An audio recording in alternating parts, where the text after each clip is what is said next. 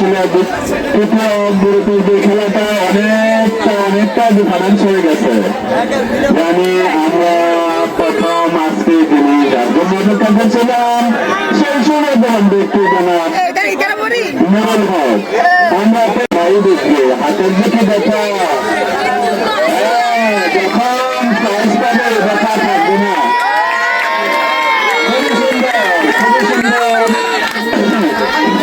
খুবই সুন্দর দুনিয়া